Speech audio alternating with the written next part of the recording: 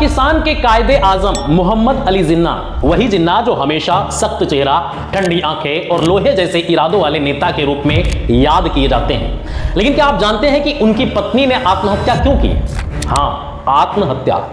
जिस आदमी ने मुसलमानों के लिए एक नया मुल्क बनाया, उसी ने अपनी सिर्फ 29 साल की पत्नी को इतना अकेला, इतना टूटा और इतना उपेक्षित छोड़ दिया कि उसने अपने जन्मदिन वाले दिन होटल के कमरे में खुदकुशी कर ली। जिन्ना का प्यार क्या था आखिर? एक 16 साल की बच्ची पर फिदा होना, उसे मजहब बदलवा कर अपनी बीवी बनाना, फिर सियासत के चक्कर में उसे भूल जाना और आखिर में उसकी कब्र पर फूट फूट कर रोना।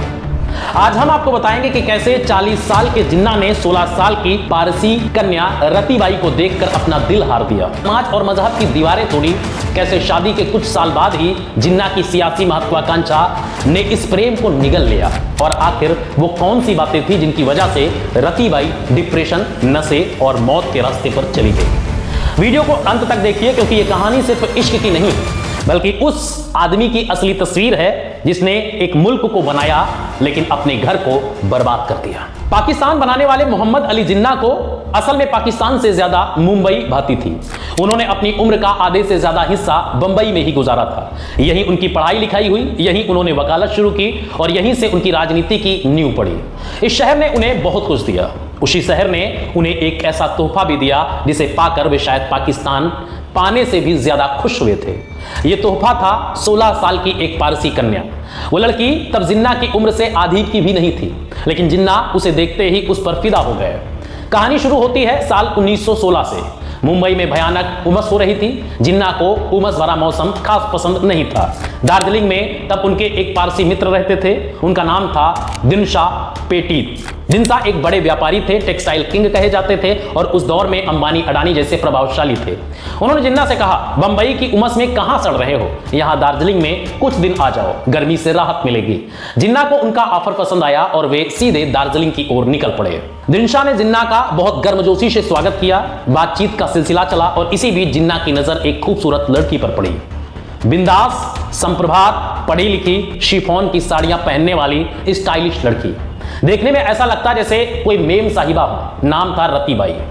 रतीबाई दिनशा की बेटी थी और अपने पिता की तरह बहुत डिसेंट और समझदार थी। जिन्ना रतीबाई को देखते ही उस पर फिदा हो गए। उस वक्त रतीबाई की उम्र 16 साल थी। ये वो दौर था जब जिन्ना अपनी जिंदगी में बेहद अकेले थे। उनकी पहली शादी तब हो गई थी जब वे सिर्फ 14 साल के थे। पहली पत्नी का नाम एमी बाई था। शादी 1892 में हुई और 1893 में एमी बाई की मृत्यु हो गई और उसके बाद करीब 25 साल तक जिन्ना की जिंदगी में कोई नहीं था। जब उन्होंने पहली बार रतीबाई को देखा तब उनकी उम्र 40 को पार कर चुकी थी। लेकिन प्रेम उम्र कहां देखता है। जीवन के 25 साल के अकेलेपन के बाद एक ऐसी लड़की आई जिसने जिन्ना को अंदर तक झकझोर दिया। उधर रती को भी जिन्ना में कुछ अलग दिखा। दोनों एक दूसरे के प्रति आकर्षित हुए। सवाल यह था कि इस रिश्ते के लिए दिनशा को कैसे मनाया जाए। उम्र का अंतर जिन्ना के लिए कोई मायने नहीं रखता था, लेकिन पिता को तो मनाना ही था। जिन्ना 40 साल के थे और रती 16 की। दूसरी बड़ी बात यह थी कि जिन्ना मुस्लिम थे और रती का परिवार पारसी था। उन दिनों दोनों में मेल होना बेहद मुश्किल था। दार्जिलिंग के खूबसूरत चाय के बागानों में जैसे जैसे इनका इश्क परवान चढ़ा, जिन्ना ने दिनशा से बात करने की तरकीब ढूंढी। एक दिन उन्होंने स्मार्टली पूछा, तुम्हें क्या लगता है दोस्त, दो अलग अलग मजहब के लोगों में शादियां होनी चाहिए या नहीं? दिनशा मॉडर्न ख्याल के थे। उन्होंने कहा कि वक्त आ गया है जब हिंदुस्तानियों को यह बंधन तोड़ने होंगे और इंसान को सिर्फ इंसान समझना होगा, ना कि मजहब में बांधना होगा। जिन्ना को लगा कि दिनशा के विचार इतने मॉडर्न हैं तो उन्हें कोई दिक्कत नहीं होगी। उन्होंने आगे बढ़कर दिनशा से रतीबाई का हाथ मांग लिया। कहा, तब तो बढ़िया है, मैं भी तुम्हारी बेटी को पसंद करता हूं और उससे शादी करना चाहता हूं। पहले दिनशा को लगा कि जिन्ना मजाक कर रहे हैं। जब उन्हें पता चला कि जिन्ना सीरियस हैं तो वे आग बबूला हो गए। उन्होंने जिन्ना को खूब खरी खोटी सुनाई। पाकिस्तान का होने वाला कायदे आजम रतीबाई के प्रेम में एक बिजनेसमैन से बुरी बुरी तोहमतें सुन रहा था। दिनशा एक तरफ से जिन्ना को अपना दुश्मन मान बैठे। उन्होंने कोर्ट से आर्डर पास करा लिया कि जिन्ना बिना इजाजत रतीबाई से नहीं मिल सकते। पूरा इंतजाम कर लिया कि दोनों की मुलाकात ना हो पाए, लेकिन आग दोनों ओर लगी हुई थी। दिनशा के सारे प्लान पर पानी फिर गया। जिन्ना चोरी छिपे रती को चिट्ठियां लिखा करते थे और रती भी बदले में भेजती रहती थी। जिन्ना बड़े नेता थे, कांग्रेस में रहते हुए, और उसके बाद भी उनकी बहुत पहुंच थी। रतीबाई पर जिन्ना की गहरी छाप थी। 16 साल की उम्र में मिलने वाली रती के लिए जिन्ना ने 2 साल का इंतजार किया। जब रति बालिग हो गई तो एक दिन सनसनी छा गई। जिन्ना और रति गायब हो गए। किसी को कानो कान खबर नहीं हुई कि वे कहां गए। 19 अप्रैल 1918 को कलकत्ता के डेली स्टेट्समैन अखबार में एक विज्ञापन छपा। यह विज्ञापन अपने आप में एक बड़ा धमाका था। लिखा था कि सर दिनशा की इकलौती बेटी मिस रतिबाई ने कल इस्लाम ग्रहण कर लिया और आज एमए जिन्ना से उनकी शादी हो रही है। 20 अप्रैल 1918 को 18 साल की रति और 42 साल के जिन्ना का निकाह हो गया और इस खबर से मुंबई का पारसी समाज हैरान रह गया। शादी के बाद रतिबाई और जिन्ना का प्रेम खुलकर लोगों के सामने आया। शाम को यह जोड़ा सूरज ढलने के वक्त मुंबई के मरीन ड्राइव पर देखा जाता। जिन्ना अपनी कन्वर्टिबल गाड़ी में रति को लेकर पहुंचते। दोनों समुद्र किनारे टहलते और सूरज को डूबते हुए देखते। 1 साल बाद दोनों को एक बेटी हुई, नाम रखा दीना जिन्ना। इस तरह जब देश में सियासी उबाल चल रहा था, देश अंग्रेजों के खिलाफ लड़ने को तैयार हो रहा था, दुनिया विश्व युद्ध में उलझी हुई थी, तब जिन्ना इन सब झंझटों से दूर 25 साल के अकेलेपन से निजात पा रहे थे। रतिबाई ने जिन्ना के लिए एक नया संसार खोल दिया था। जिन्ना ने अपनी नई पत्नी को पूरा समय दिया, लेकिन इसी बीच एक और शख्स भारत की राजनीति में एंट्री ले चुका था। यह शख्स था जिन्ना का पड़ोसी था और 1915 में भारत आया था। गुजरात में जिन्ना के खानदानी घर से करीब 45 किलोमीटर दूर पले बड़े 45 साल के मोहनदास करमचंद गांधी। 1915 में साउथ अफ्रीका से लौटे महात्मा गांधी ने आते ही सत्याग्रह की फिलॉसफी लॉन्च कर दी। आगे चलकर जिन्ना और गांधी के बीच टकराव होना तय था। जिन्ना ने गांधी के सत्याग्रह पर शुरू में कोई सवाल नहीं उठाए और असहयोग आंदोलन का समर्थन भी किया, लेकिन सितंबर 1920 में जब जिन्ना ने कांग्रेस की एक मीटिंग में अपना पक्ष रखा तो सिचुएशन बदल गई।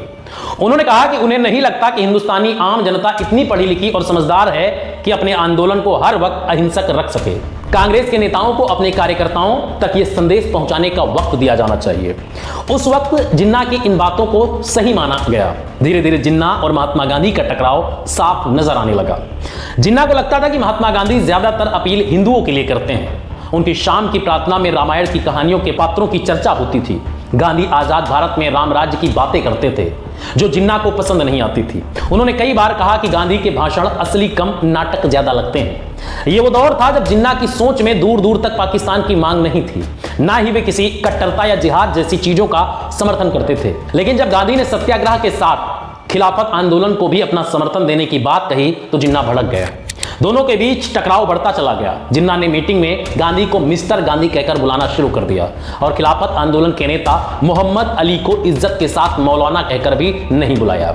ये एक तरफ का अपमान था। इन सब के बीच उनके पर्सनल रिश्ते पर असर पड़ रहा था। रति ने जिस जिन्ना से इश्क किया था वो राष्ट्रवादी हीरो था, लेकिन गांधी के आने के बाद कांग्रेस जिस स्तर पर मजबूत हुई उस स्तर पर मुस्लिम लीग को पहुंचाने के पीछे जिन्ना लग गए। हालात बदल चुके थे। जिन्ना अपनी बेहद कम उम्र की पत्नी को ज्यादा समय नहीं दे पा रहे थे। छोटी छोटी बातों पर झगड़े बढ़ने लगे। रति डिप्रेशन में चली गई। उन्हें लत भी लग गई बहुत ज्यादा ड्रिंक करने की। उनकी तबीयत खराब रहने लगी। जल्दी ही आंतों में इंफेक्शन हो गया। पति पत्नी में उम्र का फासला भी साफ दिखने लगा। जिन्ना को इन झगड़ों में से ज्यादा मुस्लिम लीग की चिंता थी। मुस्लिम अधिकारों के आगे उन्होंने रतिबाई पर ध्यान नहीं दिया। यहां तक कि उन्होंने एक दोस्त से कहा वो एक बच्ची थी और मुझे एक बच्ची से कभी शादी नहीं करनी चाहिए थी। इस लड़की ने मुझे पागल कर दिया है। 1928 आते आते रति जिन्ना अपनी 8 साल की बेटी और बॉम्बे का घर छोड़कर होटल ताज महल के कमरे में शिफ्ट हो गए। अगले ही साल अपने जन्मदिन वाले दिन ही उस होटल में उनकी मृत्यु हो गई। जिन्ना की बेटी दीना हमेशा से कहती रही कि मेरी मां ने खुदकुशी की है। अपनी बीबी के जनाजे में जिन्ना फूट फूट कर रोते रहे। अब उनके पास भारत में रहने की कोई वजह नहीं रह गई थी। मुस्लिम लीग बिखर चुकी थी। 2000 से भी कम मेंबर रह गए थे। कर्जदार ने पार्टी की संपत्ति कुर्क कर ली थी। 1931 में जिन्ना ने बेटी दीना और अपनी बहन फातिमा के साथ हिंदुस्तान छोड़ दिया। इश्क और सियासत में नाकामी का ठप्पा लेकर वे लंदन चले गए। इतिहासकार डोमिनिक लिपी एयर अपनी किताब फ्रीडम एट मिडनाइट में लिखते हैं कि बंटवारे के बाद 1947 में जब जिन्ना पाकिस्तान जाने के लिए निकले तो जाने से पहले वे रति की कब्र के पास गए। वहां वे फूट फूट कर रोए, उन्हें याद किया और उसके बाद हमेशा के लिए अपने आंसू पोंछकर भारत को छोड़कर निकल गए। दोस्तों, ये थी कहानी रतिबाई और मोहम्मद अली जिन्ना के प्रेम की। एक ऐसा इश्क जो उम्र, मजहब और समाज की दीवारों को पार कर गया, लेकिन आखिर में सियासत और अकेलेपन के तूफान में टूट गया। आपको यह कहानी कैसी लगी कमेंट करके हमें जरूर बताइए। वीडियो को लाइक और शेयर करना ना भूलें। इतिहास की ऐसी और अनकही बातें जानने के लिए चैनल को सब्सक्राइब करें। फिलहाल मिलते हैं किसी नई स्टोरी के साथ, नई ऐतिहासिक घटना के साथ। तब तक के लिए जय हिंद, जय भारत।